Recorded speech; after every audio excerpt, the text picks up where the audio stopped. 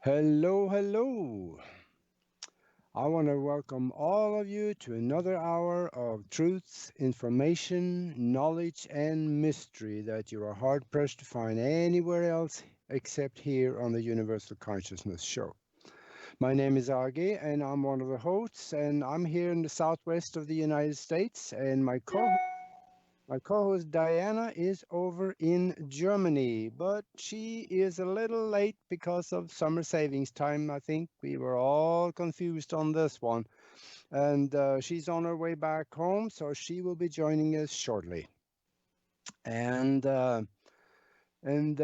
my for those of you that want to listen to this show again, you can find it many places, including Facebook and social media everywhere, just about. And also, I archive them on two different websites. One of them is www.aage-nost.com.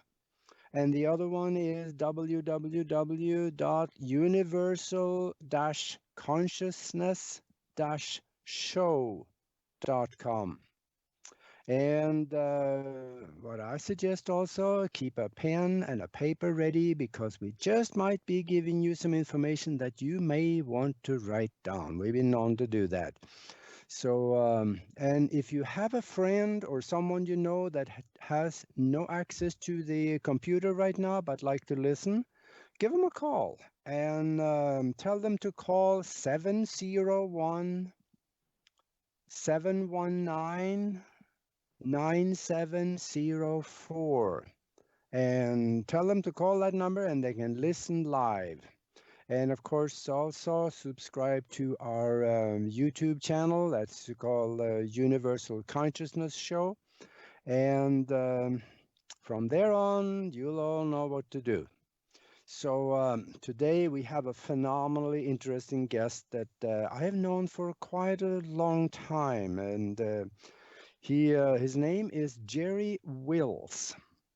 And he has a rather strange background, specifically origin, because he may go into that. I asked him about it, and he may go into that a little bit because he may not be from here. And when I say here, maybe he'll explain that also. Um, I first met Jerry probably around 15 years ago when he came to Tucson and was a guest on our TV show down there. That was really a blast. In fact, he brought his didgeridoo, the Australian music instrument, with him, and he played it, and he was good at that. That amazes me. That didgeridoo, he was breathing out and breathing in at the same time through that instrument. And I just still to this date cannot figure out how they do that. Anyway, now he spends most of his time as a healer. And he is taking care of the incidences with people where the doctors have given up on them. There's nothing else they can do. Tell them to go home and get their affairs in order. They go to him and they get taken care of. So this is something that I want to talk to him very much about into the show because there aren't that many people doing this. And he also organizes trip to Peru and South America, and he's seen some really strange stuff, and he has been able to experience alien contact. And to this day, he has a contact that he is in touch with. That's an off-world contact.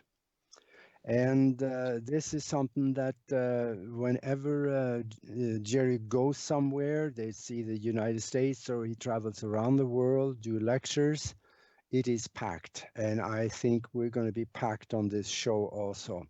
So I want to, Jerry, I want to welcome you to the show here, Jerry. And you're there, aren't you? Yes, I'm here. All right. Well, let's have some fun, and there's so much to talk about. I don't even know where to start. You know, you came to Tucson 15 years ago, and you were a guest on that show, and to this day I still remember that as one of my better moments on TV. Well, thank you. That's very nice of you to say. I I remember it as well, and it was a high point for me. I felt at that time that I had made a new friend, and that feeling has never changed. Yeah. Yeah, we haven't talked much for the last several years, but we're doing that now. And I talked to you earlier, and you was talking about that you may be interested in coming down to Tucson and visit with us on our monthly show down here. That will be a blast. I would really enjoy that. I'd enjoy it as well. Yeah, and I know that you arrange for trips going down to South America, and you have experienced some really both strange and wonderfully interesting things down there. Do you think Hmm. we should start there? That's probably a good place to start because Yeah. there have been, I mean, South America is notorious for UFO sightings and, just a whole variety of unusual things, and mostly unusual because of a couple reasons. Of course, the UFO ET connection is so prominent there. There's a lot that happens, but there's also a very ancient history that's buried uh, throughout South America. And Kathy and I, my wife, have focused on Peru the past 20 years because we felt that there was a lot there that could be found, and we were trying to find it. Um, the things that we've encountered during these expeditions, and the expeditions were with people at times, like a regular tourist kind of trip, but our trips aren't tourist trips, of course, but also expeditions where it's just she and I. Mhm. And during these expeditions, we've seen a great many things that completely defy science. It's on the order of strangeness, like you would find in Egypt or other parts of the world where unexplainable things exist. And the conventional archaeology, it will put it into a time frame that sometimes, most often, it doesn't really fit. It doesn't make sense. And over the course of years, we've kind of understood why that happens. We can go into that if you're interested. But as Yeah. far as the extraterrestrial connection, uh, there have been quite a few occasions over the course of many years where I've been surprised to learn that the people that I encountered down there were not from this world. And it's an easy thing to that, oh, I'm not from here. When you encounter people in this setting, but it's a more difficult thing for them to prove it. Mhm. But in these instances, there was no doubt. And the proof that they offered wasn't just their presence or what they had to say, or even the strange feeling that you get when you're around them. Instead, it is something on the order of the Twilight Zone, where ships will land, people will get out, and not just that I saw them, but whole groups of people would see this. The conversations, excuse me, that I had led up to this, and at that point, it was difficult to deny that these people were definitely from somewhere else. Where they said they were from was the Pleiades, but that was something that was a bit tongue in cheek for me because I want to know. I don't want to just suspect or be told. Mhm. And the evidence that they provided me left me feeling that they had been telling me the truth. And besides, when you have a person who is with a flying saucer and it lands, they get out and they come and talk to you and they say, well, like I told you before, we're from the Pleiades. I'm an anthropologist. My friends here are also anthropologists. This one's a sociologist. And, we'd like to talk with you. It's really hard to argue with them saying where they're from. Yeah, you don't tell them no. No, it's what do you say to that? So of course, I was inclined to believe them. Yeah. The um, the high strangeness wasn't so much the UFOs landing, but instead, on a few occasions, this fellow I was talking to, he told me his name was Rich. Now, I don't think that was really his name. I think that's what he was just going by here as a name to use that was an Earth name. But he showed up on several occasions. Sometimes when we were at Machu Picchu in the middle of the night, because that's what I'd like to do is go when we were doing it. I liked going there in the middle of the night when there's no people. It's a very magical place. And there would be a strange sound like crumpling cellophane, and then he would appear. When he would take off again, and he showed me this, a little device on his belt that he just touched, had a dim blue glow for a button, and he would just vanish into a small blue sphere and just fly off. And I've seen this numerous times, so have the people who were with me.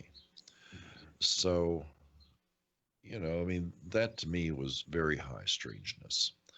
Well, you can't argue with that because when something like that happens, then you know there is something real here. And right now, I see that our co host over in Germany is with us. Are you there, Diana? Yes, hello everyone. Hello, Jerry. Sorry that I get a tiny bit late, but here, we are not on the summer savings. So I didn't know that there were, yeah, so Oh, oh, you're not on the summer savings time yet. no, Yeah, that no, summer not yet. savings really screws people up. It Yes. does. So I'm here. I'm very nice to have you in our show. Well, thank you. I really appreciate that, Diana. Yeah, this summer savings time, I gotta say something about that. I think there is Florida now. They've just voted to not do it anymore, and I remember hearing the story when Arizona decided not to. They voted on it in the state house, and one of the people that was there, as a state senator, he came up and he talked to the people and he said, if we decide to go with summer savings time, he said, then I want one of you, and you talk among yourself which one of you should do this. One of you should come out to my farm and explain to my cows why they have to get up 1 hour earlier in the morning. And and of course they didn't vote for it, so I'm happy about that. Anyway, I'm sorry, Jerry. I want to get I back to you here. No, I completely agree. I think it's a stupid idea to go playing with time like that, Yeah, especially for those of us who already have a problem with time to begin with. yeah, yeah. I know that has a double meaning for you specifically. It does. Yeah, I'm sorry to broke you off here. So just go on with your story there of what you happened up in Machu Picchu. Well, I mean that was one thing. I mean another thing that happened there is one of our passengers elected to spend the night at Machu Picchu, and in the middle of the night, this tremendously large green sphere came down out of the clouds and showed up and took him aboard. Excuse me. And when we were going back to Machu Picchu the next morning, he was on his way down. Now, this fellow was a very well educated man, worked in a trauma center in somewhere on the East Coast. I've forgotten where now. But he was a PhD psychologist, and he wanted contact just to find out if it really was true that there was such a thing that was possible. Well, I think he got more than he bargained for. Yeah. When we encountered him walking down from Machu Picchu, and it's a long walk, not a difficult walk really, but it's a long walk down the mountain. The bus stopped. I got off. I said, "Are you all right?" And he said, "I can't talk about this right now." And for the next 2 days, he sequestered himself in his hotel room, wouldn't come out, had food delivered to him. And finally, when he did come out, he was quite shaken up. And he's still shaken up. And I said, "So what happened up there?" And he says, well, you introduced me to Rich. I introduced all the passengers to Rich. There was about 25 of them. And he said, well, I was a little intimidated to stay up there overnight, but I decided to anyway. And in the middle of the night, this large green sphere, he says it was hundreds of feet across, floated down out of the sky, out of the clouds, and just hung off the edge of Machu Picchu, and it pulled me into it. And just before sunrise, I found myself sitting in the same spot. He says, I swear to God this happened, and I don't know, I'm not emotionally prepared to deal with it. So that was one of the stranger things. I mean, there have been others where Yeah. they let it be known who they are. Was he, when he was inside the ship, did he have any memories that he could recite, or possibly any other things that he was able to bring back? He basically told me, at least as best as I recall, because this is quite a few years ago, he told me that when he was inside, they showed him around, they talked to him, and that his mind suddenly just went fuzzy. He can't remember anything else about it. He says, I think I'm blocking it all out because it scared me too much. Yeah. I can see that. I can see where it would be that frightening for someone who's never had that kind of experience. Mm-hmm. I felt bad for him because it really changed the trip for this fellow, and he didn't really participate in much after that. He was very quiet. He wasn't quiet before, but he was very quiet after this and just kept to himself, didn't want to talk. I tried asking him more questions, and he says, I don't want to talk about this. So I didn't want to pressure him about it. Yeah. But there have been other instances of this as well. There's a fellow, his name is Sixto Paz Wells from South America. I think he's from Peru. I'm not exactly sure about that. A friend of ours, his name is Eric, who lives in Peru. He handles our ground transportation for us when we're there.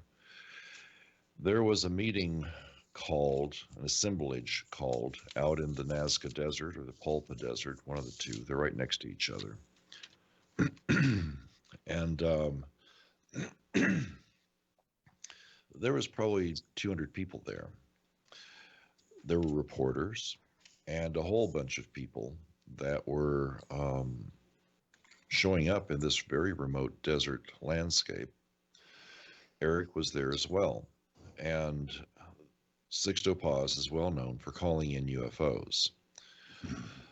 So, in the course of events that took place within an hour or so, after Sixto Paz had called for these beings to show up, a very large saucer, Eric said it was, he used meters, I converted it, it was something like 60, 70 feet across. Mm-hmm. It just basically came across the desert from the ocean, because this desert abuts right to the ocean, and hovered over the top of the entire group. A beam of light came out of the bottom, and one man, who, I don't know how the selection was made, but Eric said that one man walked to the center. It was a large center that was open in this group of people, like a donut around the center. Mm-hmm. Light came down, hit him. He looks up, and he floats right up inside the thing and was gone. And people started scattering. He said that he stayed there for a while. The UFO just left. And so he left. He says he's never seen anything like that. There are other things that have happened down there as well. And these things have to do with ancient technology, perhaps, or I don't know what. But there are places down there where there are portals. Mm-hmm. The one that I'm most familiar with is called Aramu Muru, and it's in southern Peru. It's supposed to be some sort of a portal, a stargate, if you will, that if you make certain tones, you were sucked into it and you end up someplace else. There are some other places down there that are very similar to this, and there are strange things that happen around these particular areas. So who knows? I mean, there are many, many, many mysteries down there.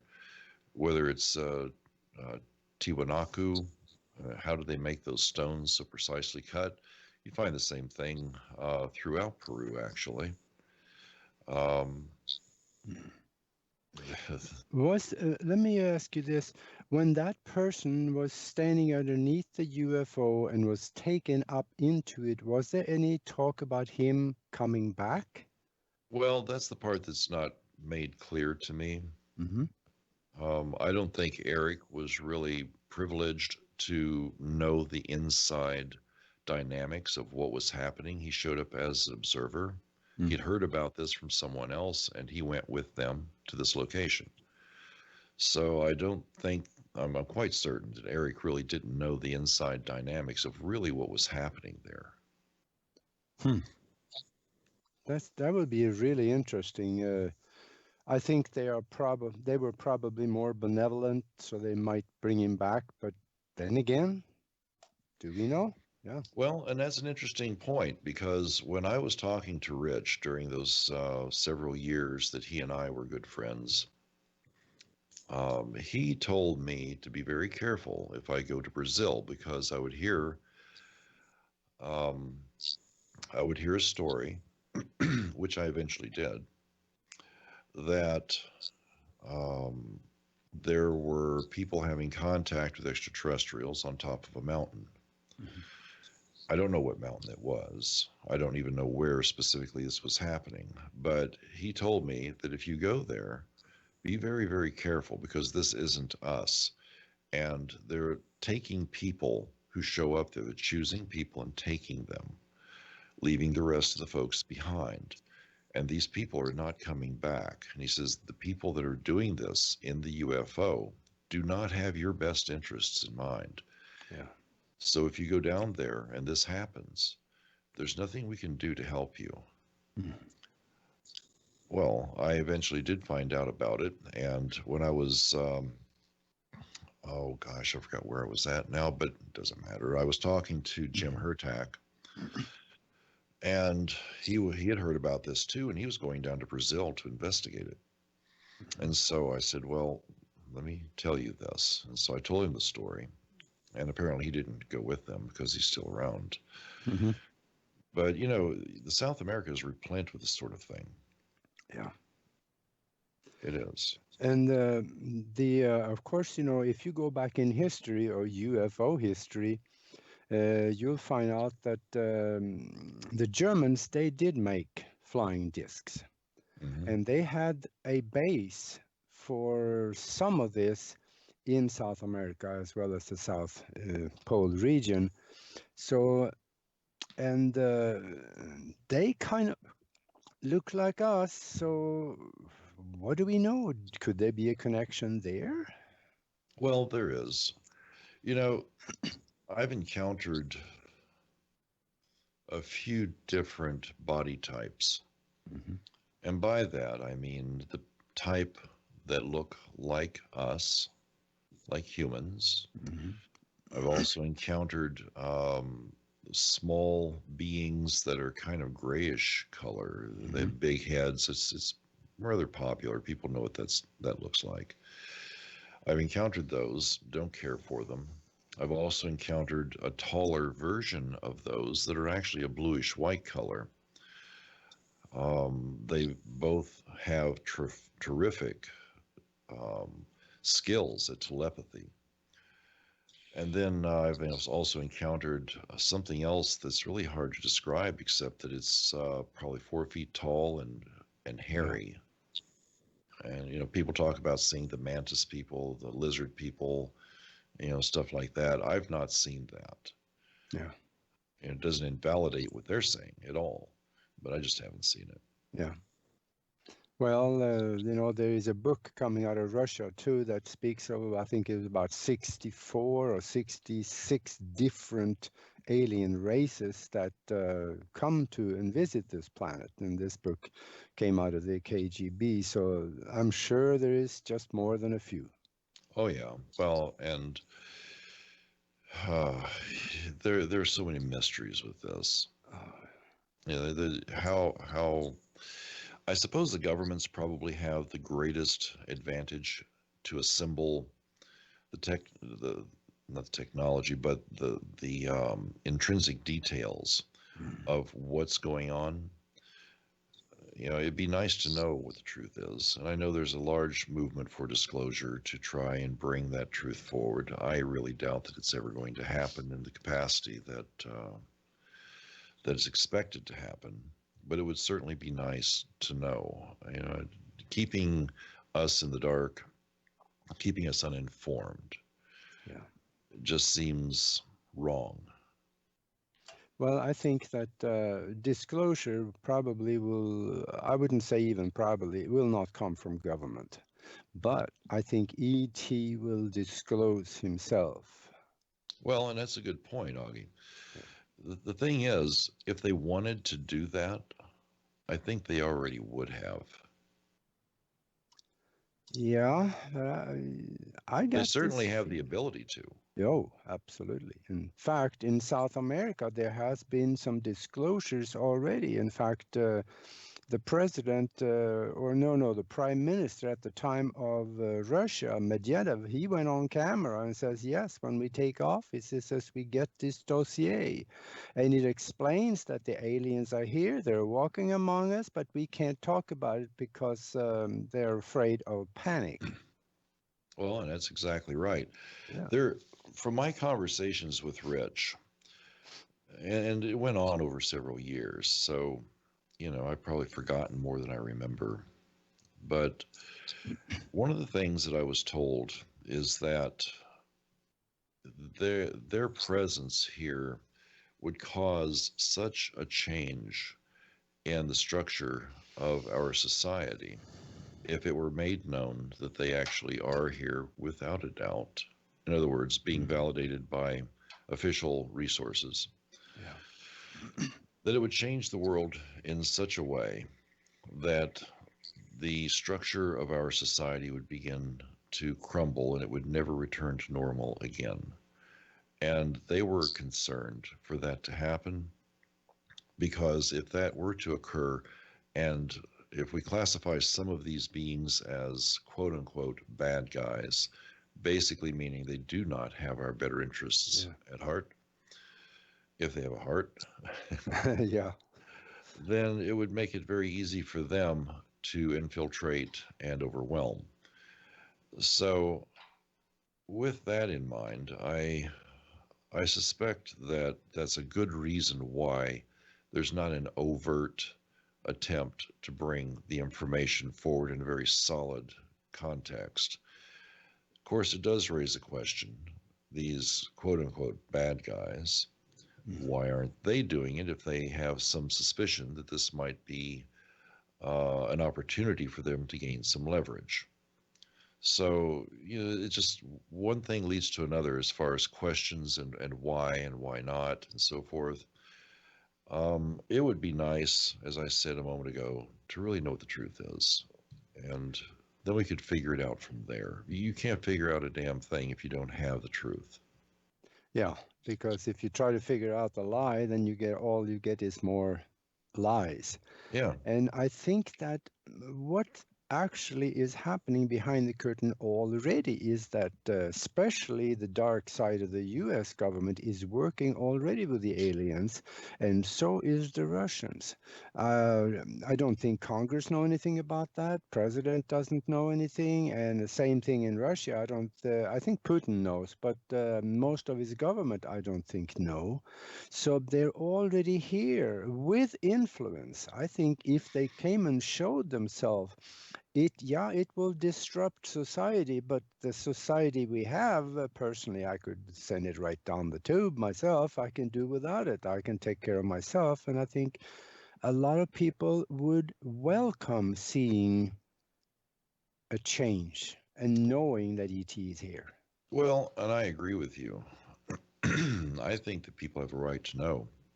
But at the same time, um, I'm quite certain that they are here.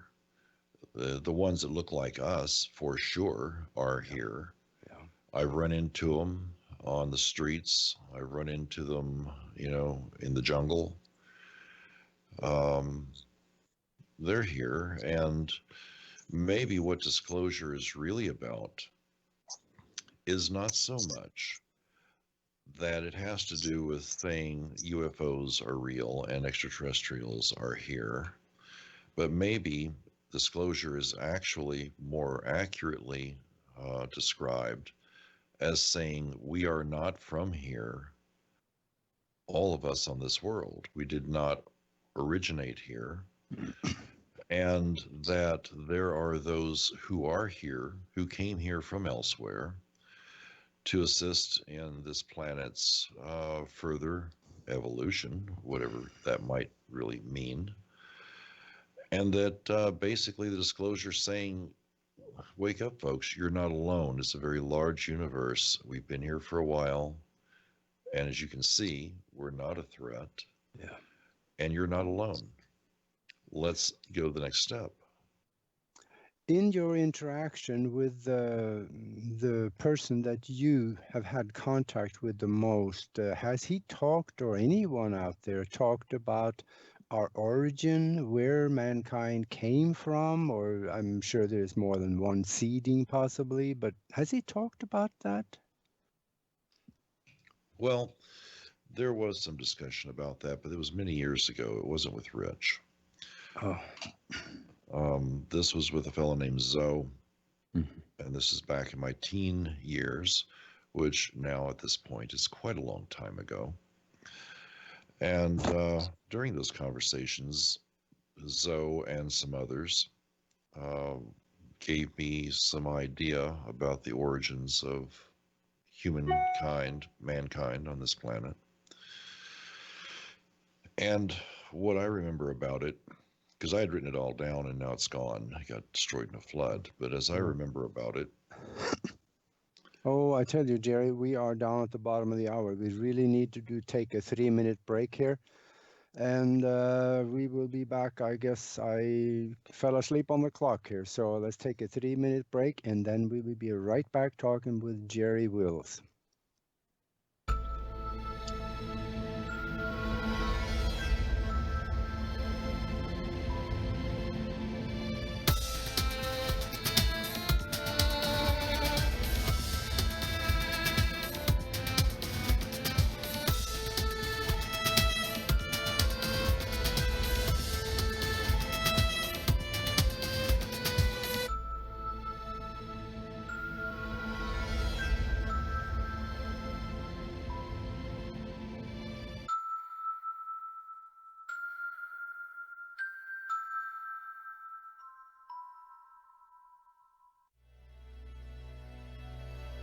The rising rate of autism is not just concerning, it's a disaster. No matter what the cause of it is something that everyone should be acutely aware of and actively helping out those in the community that have it. That is why Adventures in Autism was created. Adventures in Autism is a show inspired by our life with our son Seth, and the many experiences his autism has brought to our lives. Each episode we bring you the topic of the week, news about autism, and resources to help you and your family or friends out in their own adventures with autism. Tune in Mondays at noon and midnight on lnmradionetwork.com or openeyesnetwork.com and get involved in the community. Let our experiences be an inspiration to you. Attention L&M Radio Network listeners. Did you know that when you're on the road with limited data or Wi-Fi available, you can still listen to every minute of the L&M Radio Network by calling 605-562-4203? No smartphone app or internet needed. Saves your data plan and no extra cost if you have unlimited minutes. Call 605-562-4203 to listen to the L&M Radio Network on any phone, anytime, anywhere. There are days that the red pill is bitter in my stomach, but I can't get it back out. I think because I have to. I speak because I have no choice. I walk through this dark age we're in with open eyes. Listen to Open Eyes on latenightinthemidlands.com. And together, maybe we won't stumble and fall.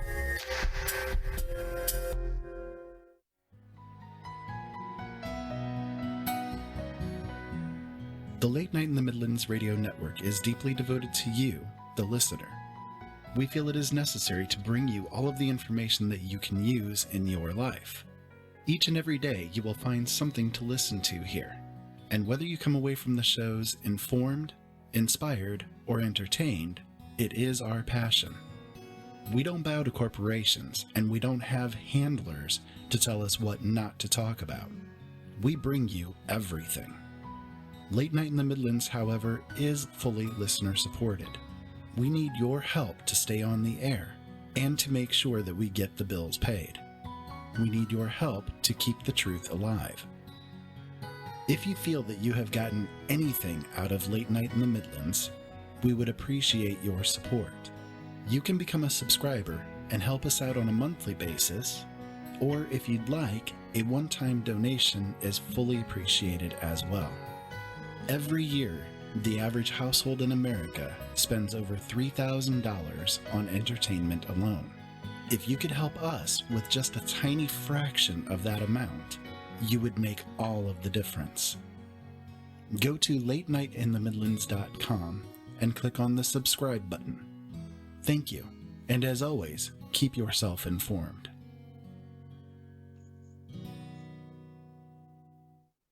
Hello, and we are back here on the Universal Consciousness Show talking with Jerry Wills, and we are hearing about his excursions and experiences in South America, of which many of them are very exciting. And I want to get you back here, Jerry, and continue what you were talking about here. This sounded very interesting. I forgot what I was talking about. Do you remember? Remind me. Yeah, I tell you though, what when you had contact with that man, that he was from Calcetti. Yes, that's what he said. Well, that's what I remember about it. Yeah. Because they showed me a star chart. It was a thing floating seemingly in the air. It was kind of weird. And pointed out different things and told me what their name was, what our name was, and so on. There was a little bit of confusion on my part because, here I was 14, 15 years old being told these things. And of course, I'm trying to remember it. And of course, afterwards I write everything down. And, but I don't remember it all now, and those notes are gone. Mm-hmm. So I don't recall absolute specifics, but I do remember that part of it, that Tau Ceti was what he was talking about. Mm-hmm. And you also had a trip in their craft with them. Maybe you could explain a little about that. Well, it was interesting. The inside looked larger than the outside. I really can't explain why that was. It reminds me of actually, you're not the only one that have said that. There are others that have experienced that too. Yeah, it's really there's just no way to explain it. It just didn't make any sense. But it was, wow, that's interesting. When you're 14, 15, this sort of thing's going on. But when I finally was invited inside, because they didn't let me go inside for quite some time, and this was going on for several years, I think 5 or 6 years, on a very frequent basis. It wasn't abduction. It wasn't waking up in the night and finding myself someplace. It was go down to the woods when I hear this beeping noise, and then there they would be. Well, anyway, I went inside finally and was told to have a seat, and I sat in a chair that was kind of everything was made out of the same material. It wasn't like there was something just sitting there you could move around. Comfortable, but not super cushy. And I was told to watch through, I guess it was a window. I mean, it could have been electronic view screen of some sort. I really don't know. Because at that time, flat screen TVs were not even thought of. Black and white TVs, the picture tube, it wasn't that. So I watched the Earth pull away. There was no sensation of movement at all. It pulled away quite rapidly, went through the clouds higher and higher. And within a short time, there was the moon, and we're just screaming towards the moon very fast. And I got to see the moon, went around the other side of the moon, and he wanted to show me something. And what was there was a very large craft that was parked on the dark side of the moon. And it looked like if you were to take a tube, let's say, for example, a PVC pipe. And in your imagination, take a PVC pipe that's maybe 6 inches across, cut it directly through the center, and then wing it out so both halves are sitting against the ground. Well, it was more silvery than it was white, so it was really a little hard to see because there's not much light there. But you could see some of the lights on this thing, and it was just resting on the moon.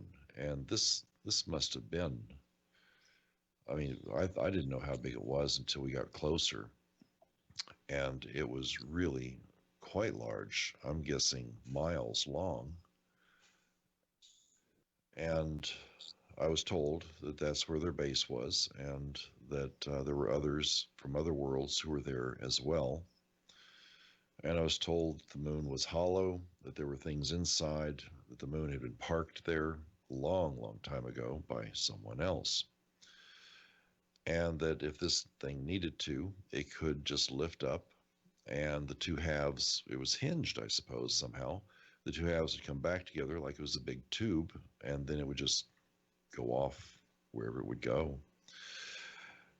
The closest I ever saw anything like that afterwards was something happened to a Mars probe, and they showed this rod-looking thing that they said, well, this thing must be huge.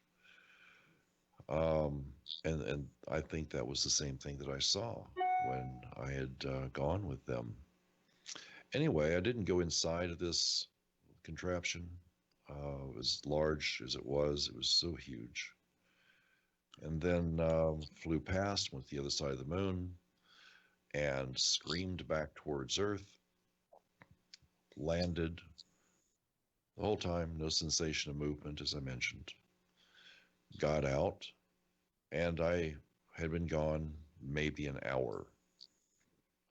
And I really enjoyed that. Yeah.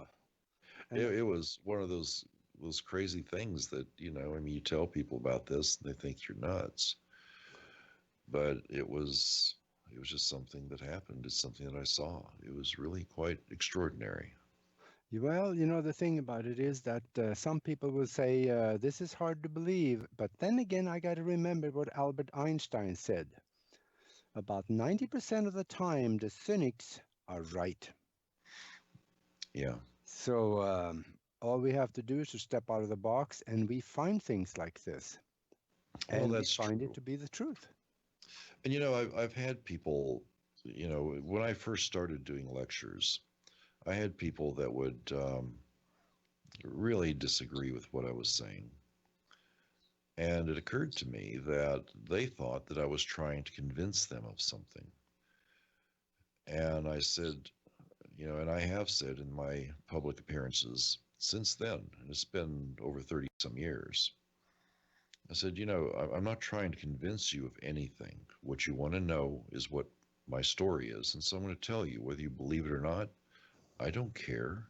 It's not going to make my life any different. And it certainly isn't something that I need you to validate because you believe it. Then, okay, I'm good with it. I know what happened. I saw it. And I thought you were interested and would like to know. So that's why I'm telling you. Too often, I think, people get wrapped up in needing to be accepted or approved. And when they don't get the acceptance or the approval, then it really does something to them emotionally or intellectually. It can be stifling, I suppose, or discouraging. But in my view of things, it's not whether or not you believe that isn't important to me. The important thing to me is this is what happened, and if it helps to add to what's known, then good. And if it doesn't, then so be it. Yeah. And I remember too that we were talking before the break that, we were talking about where's humanity from? Do you remember what may have been talked to you about that? Oh, yeah, they went into some detail about that. And I'll give you a thumbnail sketch because it's really very lengthy. Mm-hmm. Apparently, humans as we know them now came, well, not as we really know them now, but let's say, for example, like Rich, how I know him now.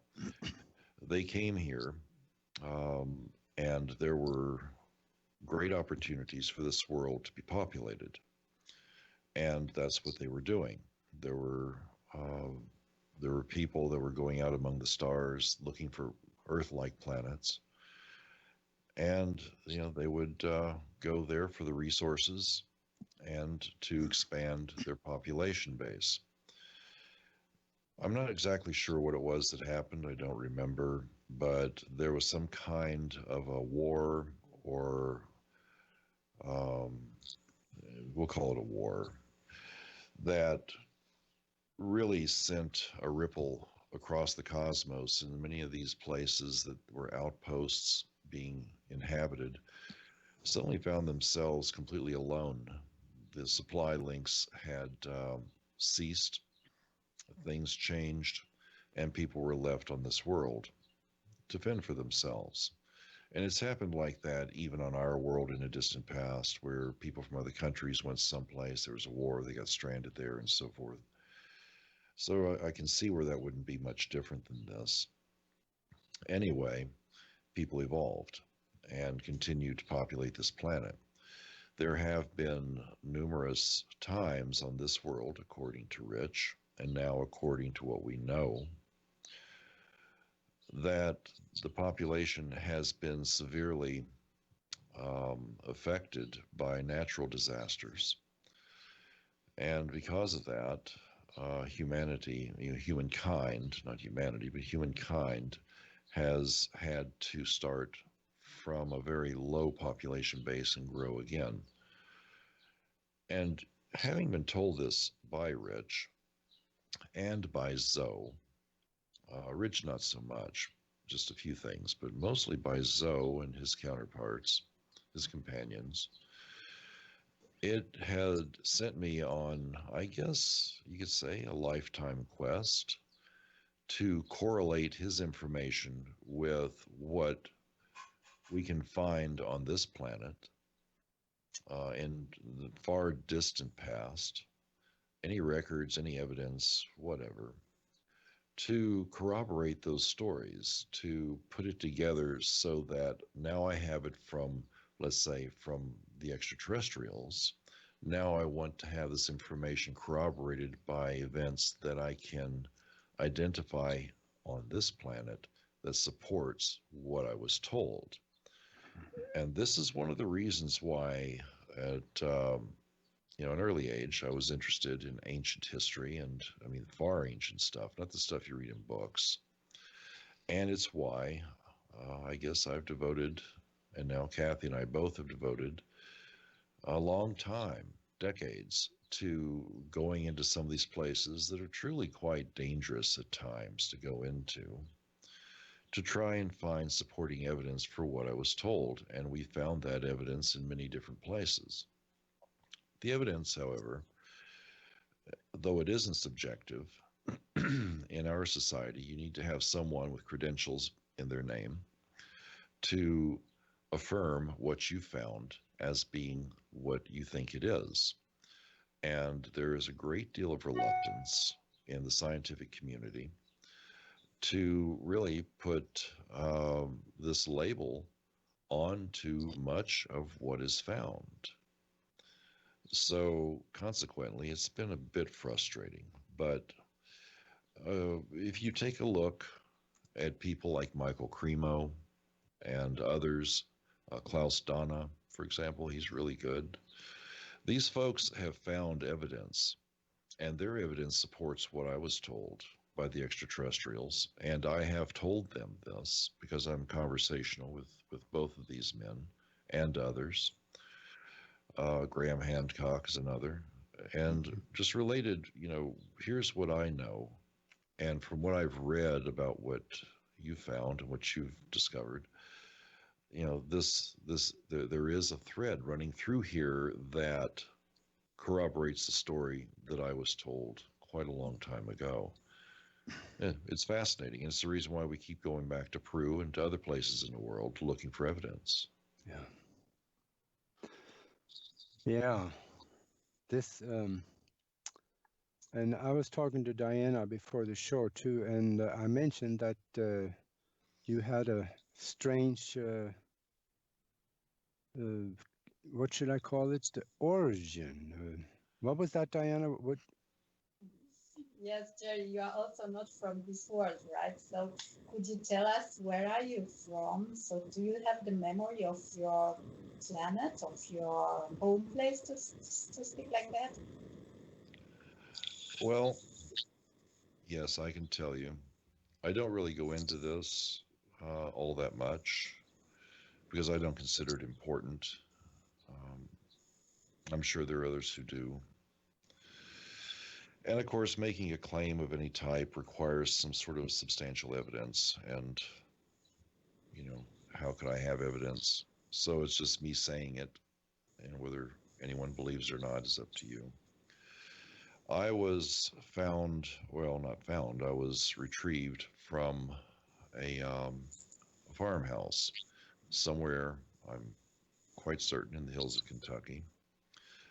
I'd been left there as part of a program that I've since identified to know just a tiny amount about. I really don't know much about it. But from there, I was taken to the Fort Knox military base at the Fort Knox Hospital, and there I remained for I don't know how long. At some point, I was, I like to use the word assigned because that's how it seems to me, to an army man and his wife. His wife could not have children, and the reason is because she had radium poisoning. Radium during that period of time wasn't seen as being dangerous. They were making rat poison and watch faces and so forth. Well, it destroyed her reproductive system. Anyway, she couldn't have children, and I was at that point adopted by them, and I remained with them until he died. He died when I was 7. And then after that, she returned back to Kentucky. They had moved to Denver, Colorado. And a lot of strange things that I recall about all of that. But that's my story. Where am I from? Good question. I'm told by Zoe, who's shown up many times to have a little discussion with me about things, that I was from the same place he's from, and the reason why I was contacted by them is because I was part of their responsibility, that they were watching over me and giving me guidance and teaching during my formative years. Prior to that, because I met up with Zoe at about 13 years old, prior to that, there were quite a number of other strange things that took place where I had extraterrestrial influence. Things going on in my life, there was a lot of interference. No, not really interference. There were interactions with the military, with the Masons, and with scientists. I don't know who they were. So there was a lot of strangeness from my arrival until now, really. But I don't go into great detail about it. I don't see it as being overtly important. I think what's important is who you are, who you are now, and what you're doing. That seems to be more valuable to me. Yeah. You know, it's easy enough for anyone to say that you're from another world, and I've run into quite a few who do say that. And I don't mind saying that I am because I believe I am. Well, it's not even a belief. There's a difference between believing and knowing, and I know that I am. There's no question in my mind about it. But what does that mean for everyone else? Well, in my view of things, it basically means, yes, I was brought here, but the rest of you came from somewhere else as well, so we're really not that different. Yeah. And that's where Calcetti comes into the picture then, where you may have come from. Exactly. And there is some supporting, at least to me, some supporting evidence. There was, and I don't remember the names, but there was a man on the East Coast. I think he was in Virginia or West Virginia. I'm not exactly sure about that, but he had an incident where he had run into a fellow called Indrid Cold. I've run into him too when I was younger, kind of a creepy kind of guy, strange. That comes out in the Mothman prophecies. But there's also others like Betty and Barney Hill that talk about being aboard a UFO and being shown Tau Ceti and a star map that floats in the air. I think it floated in the air. It might have just been on the wall. I don't recall. But, you know, the same thing is true. It was a star map, but it was from a different perspective. And when I saw that drawing, I think Betty Hill had made it, it was just, you know, some of the lines weren't there, but the pattern was the same.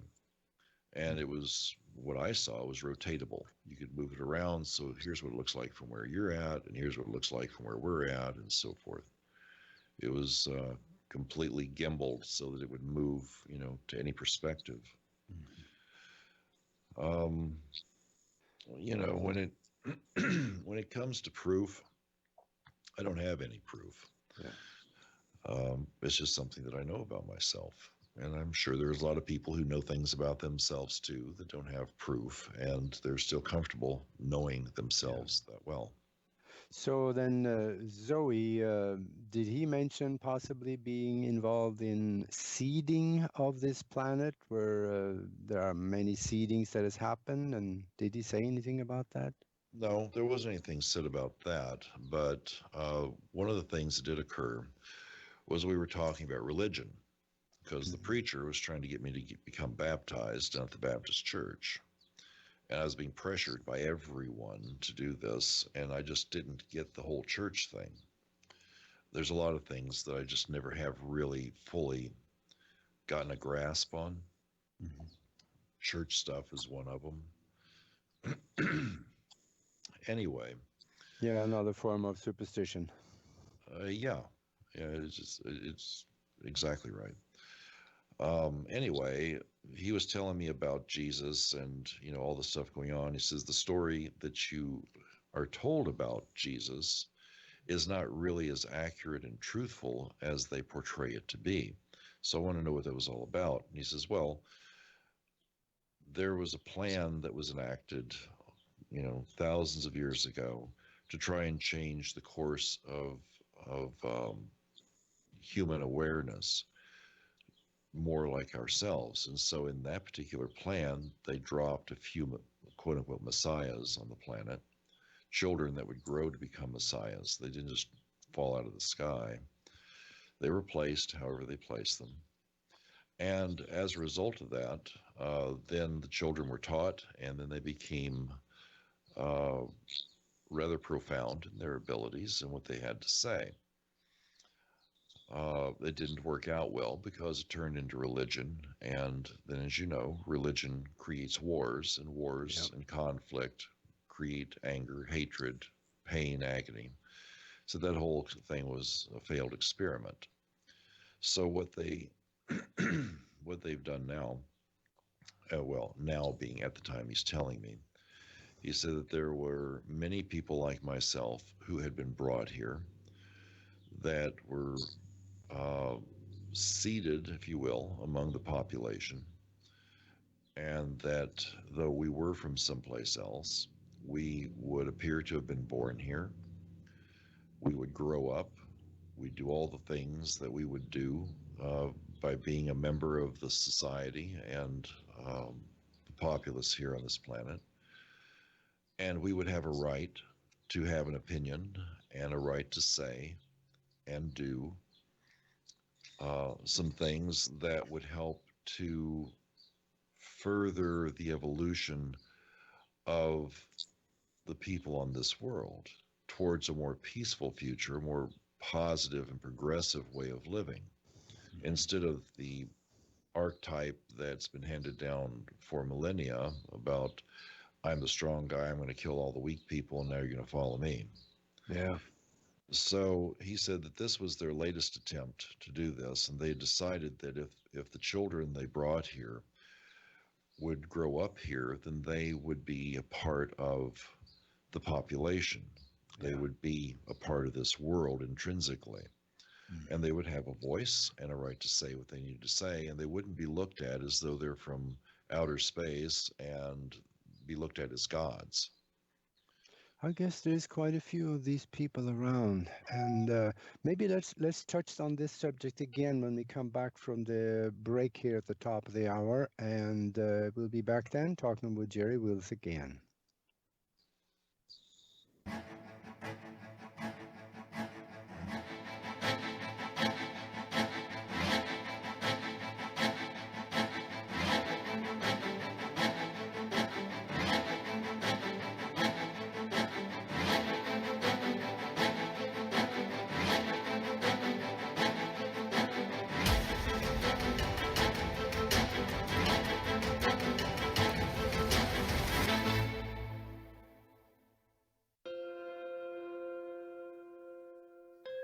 There are days that the red pill is bitter in my stomach, but I can't get it back out.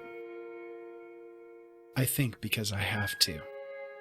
I speak because I have no choice. I walk through this dark age we're in with open eyes. Listen to Open Eyes on latenightinthemidlands.com. And together, maybe we won't stumble and fall.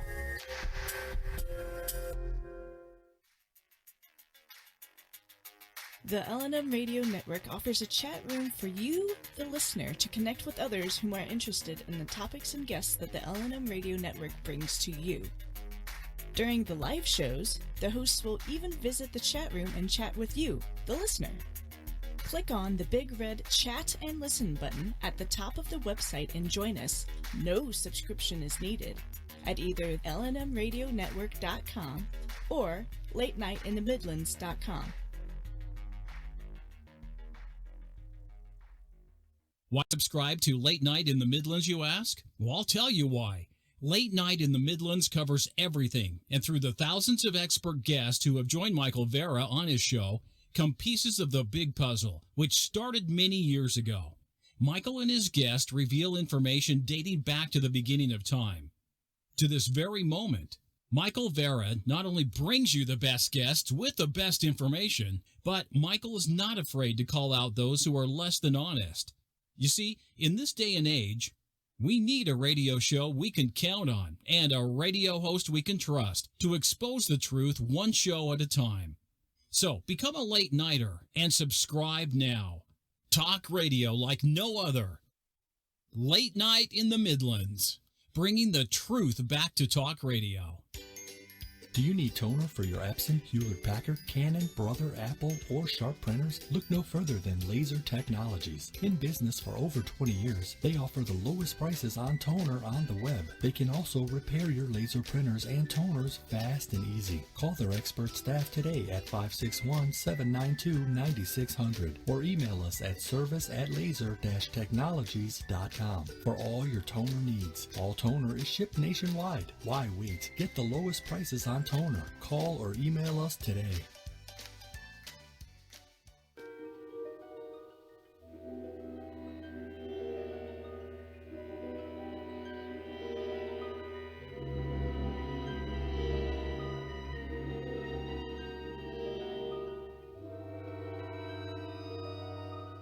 There is a better radio show, beyond that which is known to the people. It is a radio show more informative than others, and as timeless as infinity. It is the equilibrium between light and dark, between the sheeple and the paranormal, and it is heard at the base of man's ignorance and at the summit of his knowledge. This is the radio show of imagination, a show we call The Secret Teachings.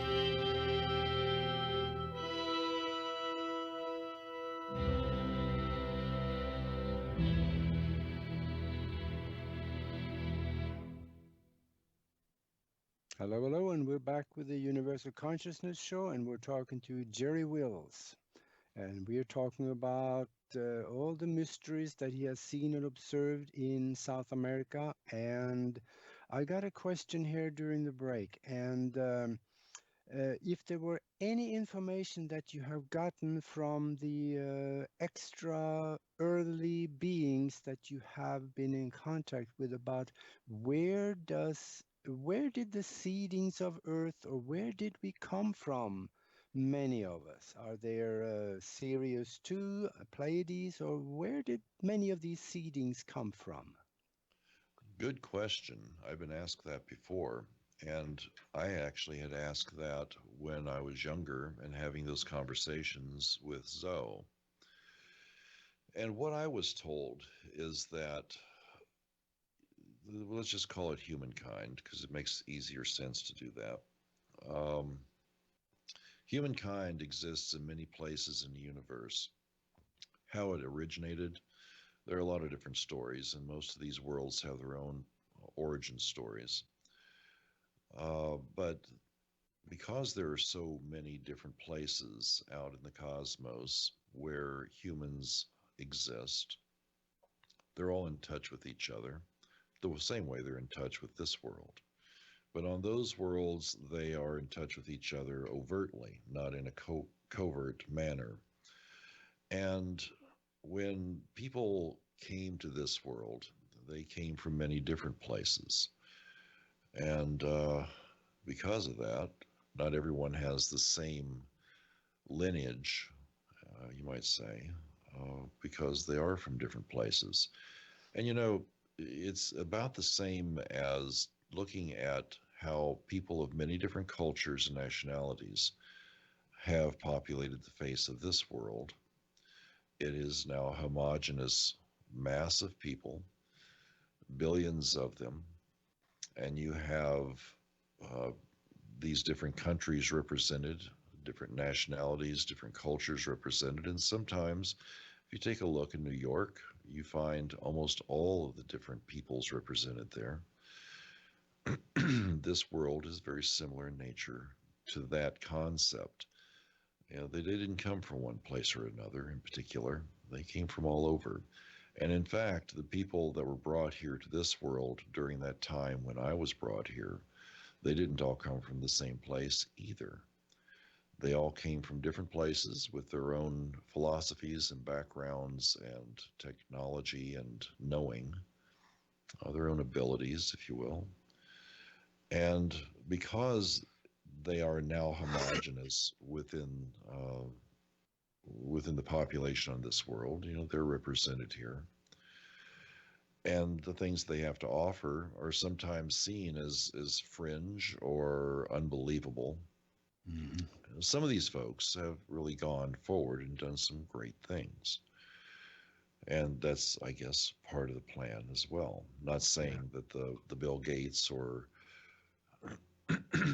others who have made tremendous accomplishments in science and technology or medicine or physics or astronomy or whatever, not to say that people in this world aren't capable of doing that, because they certainly are.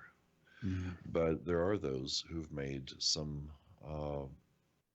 beneficial steps that they might have even perhaps handed over conceptually to others to take the lead and to do something with it.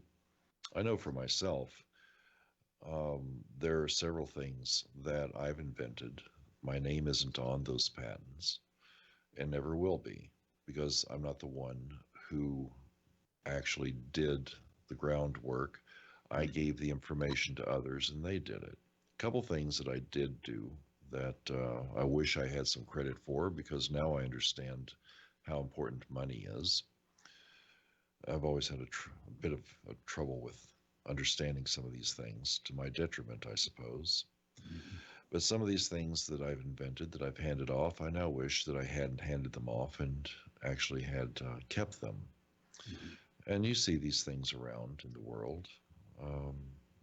Not that important to mention, I suppose. You know, not trying to promote myself as a great inventor or a great mind.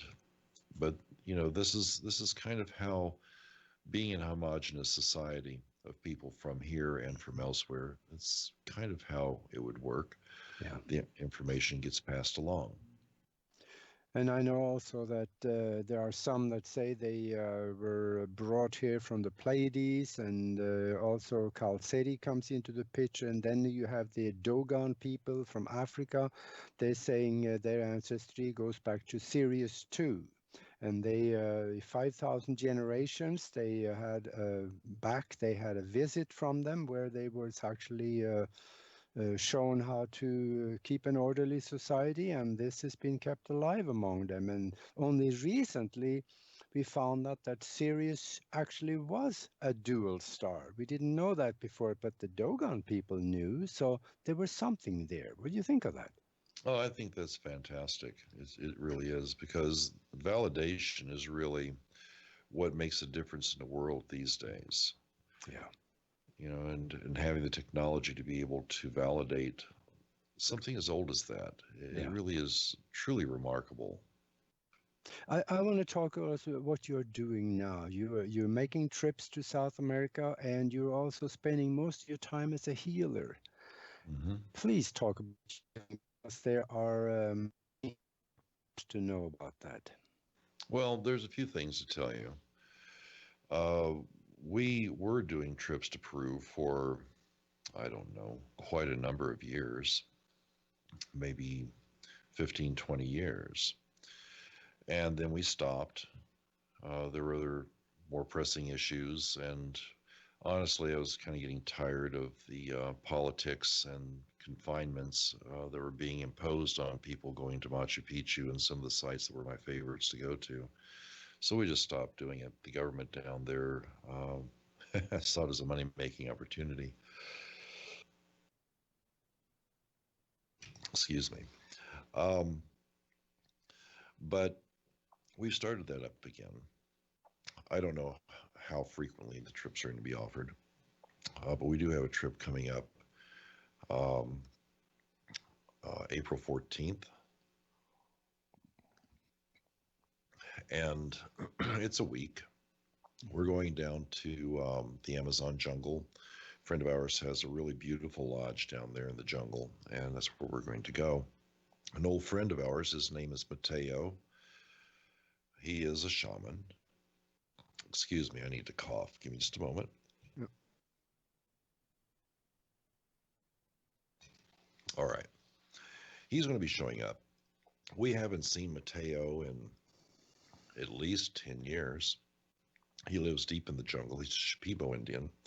And because he's a shaman, the type of shaman that he is called an ayahuasquero, which means he makes ayahuasca. So during that week that we're there, that's part of the plan. We're going to have ayahuasca and another beverage called wachuma, which is coming to us from the mountain shaman. And all of these things are meant for enlightenment and opening up your awareness. So yeah, we're going to be doing more of those trips. If anyone listening is interested, we still have room for a few people, so you're welcome to take a look at the Peru trip information at jerrywills.com. The trips are always fun. They're always fun, interesting. It's not a tourist kind of trip. It's more an adventure, because I think if it's not an adventure, it's not worth doing. Yeah, I agree. As far as the healing goes, I work with people every day, worldwide, and that's a bit more difficult to try and put into put into a classification, because some people say, well, is it Reiki? Is it this? Is it that? It's none of those things. Basically, what I do when I'm working on someone from an early age, as long back as I can remember, I've been what some would call profoundly psychic. And of course, I didn't know what that term even meant when I was younger. There were no terms like this to use. The vocabulary wasn't there. But seeing the other side, talking to ghosts, seeing energy around people, plants, animals, things, and being able to hold something like psychometry is, you hold it, you know things about it, and putting my hands on a person and being able to gaze inside of them to see what's wrong and then go about fixing it. As I do it now, whether by phone or in person, I connect with the person and I look inside to see what's going on. I always ask them, tell me what you know about the problem that you have. And then tell me what the doctors tell you, if the doctors have addressed this at all. Because there's so much to look at and I go so deep, it's a lot faster if I just cut to the chase. And then I go take a look and see the things that I need to see, target the areas. And quite typically, if a person has a problem and they are told it's this or that, it isn't really all that accurate. What I find is that there's usually one or two common causes for things to go wrong in the body. And if you zero in on what the actual source of the issue is, then you can do something about it. For example, if you have a broken bone, it's pretty obvious you got a broken bone. It hurts terribly, and you need some attention. In instances like that, on quite a few occasions, I've just grabbed a hold of the area, whether it's a broken toe or finger, arm, or leg, and spend 15, 20 minutes focusing in on it. I take a look, I can see what's going on in there. And then for lack of a better term, and this is probably going to sound, a little odd, but you have manifestation, and then you have the ability, if something is broken, to re-manifest it back to where it was at. And that's what I try to do.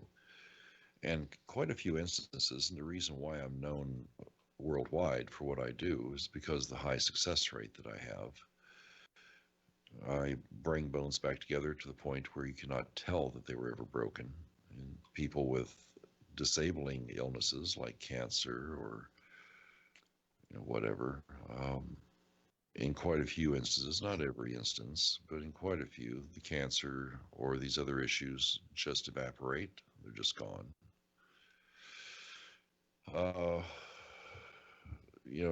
As it is right now with a lot of the folks that I work with, I'm finding that a lot of environmental toxicity, it's actually from the industrial end of the world, is causing so many problems. And remanifesting is not easy when the tissue is poisoned like this. So it requires a few more steps, and not just steps that I take, but steps that my client will take, because they have to do something to get themselves to a point where they can heal, and it isn't all within my ability to do something about it. Some people have come to me with some foot or finger or hand, something cut off, or a nerve that was accidentally severed in surgery, and can you do something about this? Well, once it's destroyed like that, there's nothing to do anything about. It's just gone. So no, I can't fix that. So, as far as healing goes, that's kind of the short version of what I do. And I work on people every day. When we get off the phone, I've got a full schedule today of people that I'm working with. Yeah, and imagine also that when there are things like, let's say, broken bones or some serious stuff, you may refer them to an allopathic medical or to the hospital or something like that. Depends, if they have a rib that's broken and it could puncture the lung, I'm Yeah. going to do my best to bring it back and put it where it belongs and just melt it back together. Mhm. But there are issues. Kathy a few years ago had a gallbladder issue. I could see it. I could identify the difficulty there, but I couldn't do a thing about it. Mhm. I couldn't change it. So that's where allopathic medicine comes in. There's a place in the world for it. Yeah. This is not something exclusive and overwhelming to any particular treatment that is offered by conventional science. I see it more as uh, something that could be used additionally. Because I have a lot of folks who need to go into surgery that have something that needs to be addressed. And I'll work with them so that the surgery goes very smoothly and that they'll heal remarkably fast once the surgery has been completed. And in almost every instance, the people heal incredibly fast. There's very little bleeding, and they don't suffer with pain and long-term disability. But I also see a lot of people who've had surgery I didn't work with scar tissue that's causing discomfort all the way up to bad pain. And when I go in and find these things, then I just dissolve the scar tissue and get rid of it so that, like adhesions, for example, and once it's gone, it won't come back. You see, the body is surrounded by a field of energy. Some people call it the aura. It's a nice word, and I use it occasionally. But I tend to think in terms of trying to describe it scientifically, and I see it as an electromagnetic field around the body. When a person is completely healthy, that field is intact. It has very well-defined characteristics. When someone has an issue that is disabling them or otherwise uncomfortable, then it causes that field to distort. When you go deeper into the body, the fields become even more well-defined around organs. They all have their own pattern. Um, Bones have a pattern. I mean, all these things are individualistically identifiable by how the energy flows around and through them, the way that it spins when it's moving through.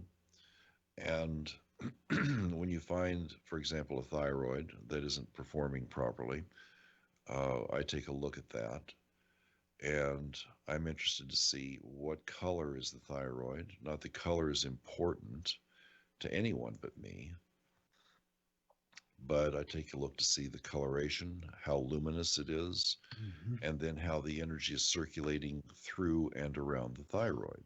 These are all like vortices that are similar in nature to a toroid field, where you have energy on the outside moving, collapsing, going back through the center, and then interconnecting points where energy is also coming from somewhere else or going somewhere else.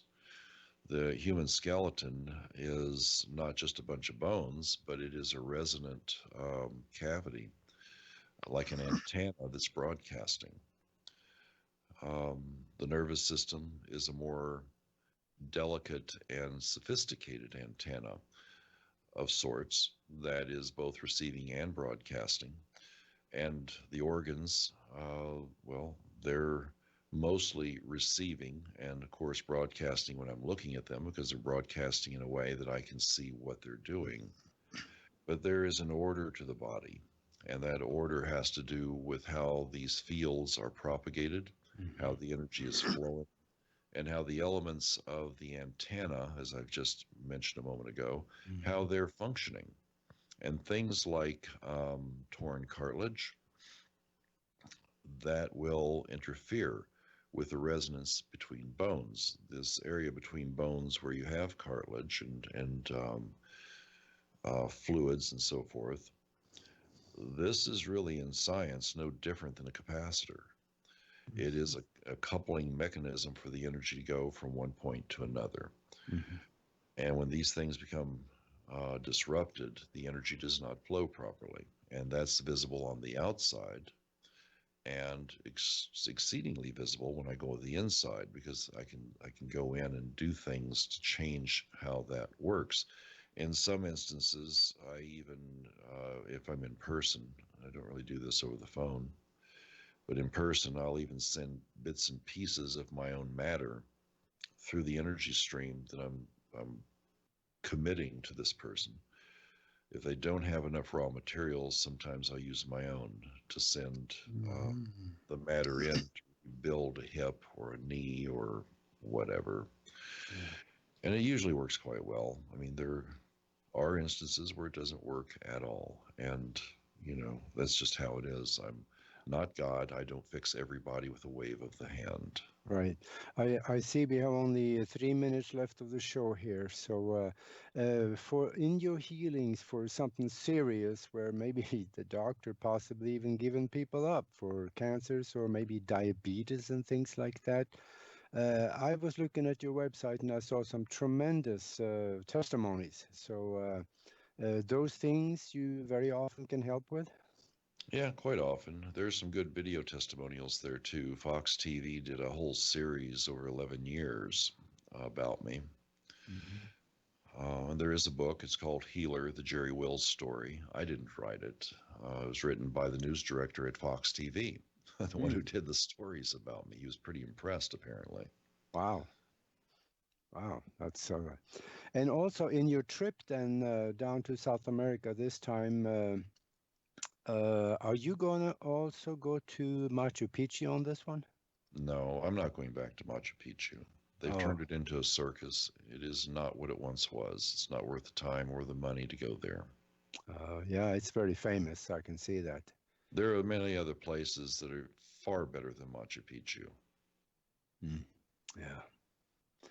Well, and I see we are down at the bottom here, so gosh, there's so much more we could talk about that I'm gonna have to ask you to come back sometime. Do you think that's possible? I'd be happy to do that for you, Augie. Anytime, just let me know. That'd be wonderful. That would be wonderful. So until then, give them also your web address one more time and how they can get a hold of you. You can get a hold of me at jerrywills.com. If you want to watch some of the videos, it's expeditions.tv. Expeditions is spelled with an X, not EX. So it's XPEDITIONS.tv. So yeah, those are a couple of websites that you can go to. And if you want to contact me, go to thejerrywills.com. There's an easy way of contacting me there. Yeah. And I also watched a few of your videos on YouTube. So there's some very informational stuff there too. Thank you very much, Jerry, for coming here and visiting with us. And I surely enjoyed myself. So I hope everybody else did. So until next week, thank you, Jerry. And thank you to the listeners. We love you, listeners, because this is real radio. So until next week,